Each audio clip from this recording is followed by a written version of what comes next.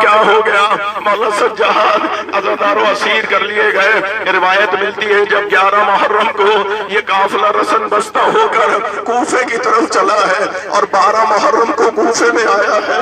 آپ اپنے اپنے مرحومین کو یاد کیجئے گا اس وقت۔ عزادارو نواز بھائی کی والدہ بہت محبت کیا کرتی تھی، انہیں بھی یاد کیجئے گا۔ میں ایک جملہ کہنا چاہتا ہوں کہ جناب سید سجاد جب یہ قافلہ لے کر کوفے آئے، ایک محب حسین کو پتا چلا کہ کربلا میں مولا شہید ہو گئے، تو وہ ڈھونڈتا پتا کرتا ہوا کوفے کے بازار میں آیا۔ ایک دکاندار سے پوچھا کہ بتاؤ مولا سجاد کا قافلہ کہاں سے گزرا ہے؟ سنیں گے عزادارو؟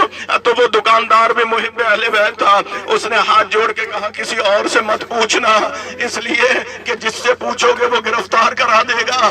بس ایسا کرو زمین پر دیکھتے ہوئے چلے جاؤ، جہاں جہاں خون کے دھبے نظر آئے سمجھ لینا سید سجاد کا قافلہ یہیں سے گزرا ہے۔ مولا سجاد خون پیروں سے مولا کے بہ رہا تھا۔